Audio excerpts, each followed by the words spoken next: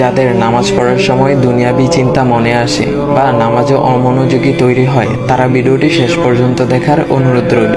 হযরত আলী রাদিয়াল্লাহু তাআলা আনহুর কাছে একজন ব্যক্তি এসেছে। তখন লোকটা বলল, হুজুর, আমার নামাজে মন বসে না। নামাজে দাঁড়ালে আমার দুনিয়াবি নানা চিন্তা আসে। হুজুর, আমার এই নামাজ কি আল্লাহ তাআলা কবুল করবেন? তখন হযরত আলী রাদিয়াল্লাহু তাআলা আনহা বলেছেন, না, তোমার নামাজ কবুল হবে না। তখন লোকটা মনে অনেক কষ্ট নিয়ে চলে যাচ্ছেন। এমন সময় রাসূল সাল্লাল্লাহু আলাইহি ওয়াসাল্লাম এসে হযরত আলী রাদিয়াল্লাহু তাআলা আনহুকে জিজ্ঞাসা করলেন, ইয়া আলী, আপনার কাছে লোকটা কেন এসেছিল? এসে দেখি মন খারাপ করে চলে গেল। কেন, কি হয়েছে আমাকে বলুন। তখন আলী রাদিয়াল্লাহু তাআলা আনহু বলেন, তিনি আমার কাছে জানতে এসেছেন যে নামাজে দুনিয়াবি চিন্তা আসলে নামাজ হবে কিনা। আমি বলেছি, না, তোমার নামাজ কবুল হবে না। রাসূল সাল্লাল্লাহু আলাইহি ওয়াসাল্লাম তখন বলেন, ইয়া আলী, আপনাকে আমি একটা চাদর উপহার দিতে চাই, তবে একটা শর্ত আছে। আলী রাদিয়াল্লাহু তাআলা আনহু খুশি হয়ে বলেন, ইয়া রাসূলুল্লাহ, কি শর্ত তা বলুন, আমি আপনার সকল শর্ত মেনে নিব। বুঝতেই তো পারছেন রাসূল সাল্লাল্লাহু আলাইহি ওয়াসাল্লামের চাদর বলে কথা। তখন রাসূল সাল্লাল্লাহু আলাইহি ওয়াসাল্লাম বললেন, ইয়া আলী, আপনি যদি এই মুহূর্তে 2 রাকাত নামাজ একনিষ্ঠভাবে পড়তে পারেন দুনিয়াবি সকল চিন্তা দূর করে, তাহলে আমি আপনাকে সেই চাদরটি উপহার দেব।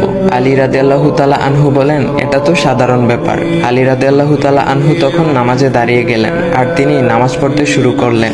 এমন সময় তার মনের মধ্যে শুধু ভাবনা চিন্তা আসতে শুরু করলো, আচ্ছা, আমাকে যে রাসূল সাল্লাল্লাহু আলাইহি ওয়াসাল্লাম যে চাদরটা দিবেন সেটা কি ফাতিমার চাদর নাকি রাসূল সাল্লাল্লাহু আলাইহি ওয়াসাল্লামের? আচ্ছা, চাদরখানা দেখতে কেমন হবে?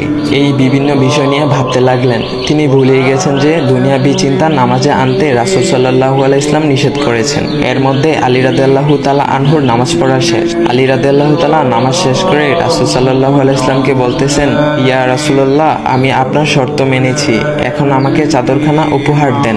রাসূল সাল্লাল্লাহু আলাইহি ওয়াসাল্লাম বলেন, ইয়া আলী, আপনি কি একনিষ্ঠভাবে দুনিয়াবি চিন্তামুক্ত ছাড়া 2 রাকাত নামাজ পড়েছেন? তখন আলী রাদিয়াল্লাহু তাআলা আনহা মুচকি হেসে বললেন, না ইয়া রাসূলুল্লাহ, আমি আপনার চাদর নিয়ে অনেক কিছুই ভেবেছি।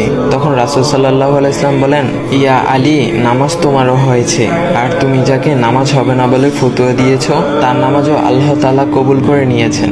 শোনো আলী, দুনিয়াবি চিন্তা দ্বারা নামাজ বাতিল হয় না, নামাজ মহান আল্লাহ তাআলা কবুল করে নেন।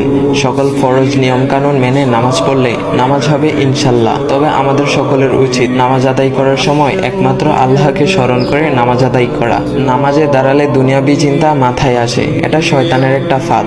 আল্লাহ তাআলা আমাদের সকলকে শয়তানের কুমন্ত্রণা থেকে হেফাজত রাখুক এবং সঠিকভাবে মনোযোগের সাথে নামাজ আদায় করার মতো তৌফিক দান করুক। সবাই বলি আমিন। চাইলে ভিডিওটা আপনি অন্যদের কাছে শেয়ার করতে পারেন, এতে অন্যদের ভুল ভ্রান্তিগুলো দূর হবে।